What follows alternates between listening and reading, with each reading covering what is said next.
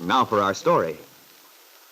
In the courtroom at Huntsville, haltingly, painfully, Lisa Fenner is telling her story, prompted by Angus, who, with careful, sympathetic questions, tries to help the young dancer bring forth from the dark past the twisted motives and emotional confusions which plunged so many people's lives into disaster. You see, Mrs. Fenner, Mr. Cromwell had asked you to marry him?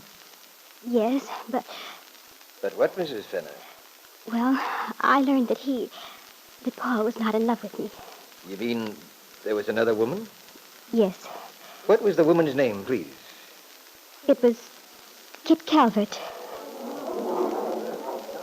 Now, Mrs. Fenner, suppose you tell in your own words what happened after you learned that Miss Calvert and Mr. Cromwell had reached an agreement. Well, in the first place, I realized how foolish I'd been. That I hadn't been in love with Paul, really, but I was hurt because of what had happened in San Francisco. I'd been lonely because I missed Lance. My husband and I had... Yes, Mrs. Fenner? Go on, please. Mrs. Fenner? Lance.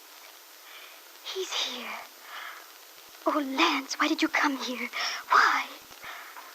I'm afraid. His face is so closed and angry. Is he going to... How can I tell what happened with Lance there listening? I'm so ashamed. If I can only make him understand why I did it. If I can only make him understand. Mrs. Fenner, won't you continue, please? You were saying that you and your husband... Yes. My husband and I had been so happy the first year we were married. He was very good to me. Tender. We didn't have much money then. We were just getting started. Somehow it didn't matter.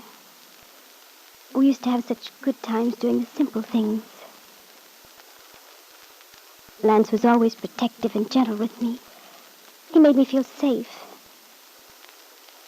We never quarreled, not even about our work. When we danced, we understood each other perfectly, as if we were one person. We responded to the music in the same way. That's how it was with our lives, too. We felt things the same way. Then we began to be more successful. We were dancing at the Regency Room. It was a smart, fashionable place. We became quite well known, and Lance began to change toward me. There were some women who flattered him a lot. He began disappearing after the last show. I'd go back to the hotel alone, night after night. If I asked him where he'd been, he'd get very angry. I felt that he didn't love me anymore. I was terribly hurt, and I said things I shouldn't have. That made it all the worse. Finally, he left me. Your husband left you alone? Yes, in San Francisco. I didn't have much money, and you see, I'd never danced alone. Besides, I didn't feel very well. I see. Go on, Mrs. Fenner. That was when I went down to Southern California. Paul, Mr. Cromwell had asked me to visit him, and he said he loved me. I was so lonely and frightened, I didn't know what else to do. Then you went to Southern California to Mr. Cromwell's house at Malibu? Yes. The day I got there, Miss Calvert arrived, too. Paul introduced her as an old friend of his. They'd known each other in New York. She was very kind to me at first. I thought she was a friend of mine. Then, one night there was a storm. I was nervous, ill. Kit, Miss Calvert, had gone to Paul's house. He lived almost next door. I went to find them. When I glanced through the window, I saw... Yes? What did you see, Mrs. Fenner? Don't be afraid. Kit was in Paul's arms. When I saw his face, I knew he must love her. I realized what a mistake I'd made. I ran back to our house. When Kit came, I accused her of taking Paul away. She laughed at me. She said it wasn't her fault if Paul loved her, that I was being silly. I was very tired. I went upstairs to bed. But Kit had decided to go to Paul and persuade him to talk to me.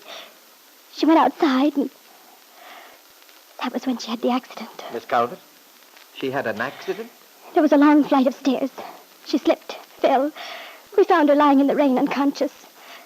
She was very ill. And you see, it was my fault. If she hadn't gone after Paul because of our quarrel, it never would have happened. I can't deny it. It was my fault Kit lost her child. You say Miss Calvert lost her own child? Yes. Go on, please, Mrs. Fenner. After that, everything was like a nightmare. Paul, Kit, I didn't know what to do. I felt so guilty, and I was frantic, thinking of the future, worrying. When Kit recovered, we had a talk. She made me an offer. She told me I was to blame, that now there was no use in her returning to her home unless she had a child, that she'd stay there with Paul unless... Unless what, Mrs. Fenner? Did Miss Calvert offer an alternative? Oh, God, please, I can't go on, I can't. Lance, the way you look at me, I know what you're thinking, but I didn't really love Paul. Can't you understand that? You left me. I was all alone. Fenner, won't you try to finish your story? Yes. Yes, I'll go on. Kit told me, she promised, that she'd return to her home to Wakefield, that neither Paul nor I would ever see her again. She kept after me for days, over and over, the same things, until I felt almost as if I were being hypnotized. I couldn't think clearly anymore. But the more she talked, the more it began to seem the only thing I could possibly do. It seemed as if it was best for everyone. Even on the way to the hospital, she asked me if I'd made up my mind. But I couldn't give her an answer. Something held me back until afterward. Afterward? In the hospital. I didn't want to see her. But as I lay there, all the things she'd been saying over and over came back to me. I felt trapped. And it seemed the only way out was to accept the bargain Kit asked for. To give her what she wanted. Yes, Mrs. Fenner. Please, continue. I've got to say it now. I can't postpone it any longer. If only you'd understand, Lance. I thought we might have a chance for happiness together. But it didn't work. I should have known it couldn't.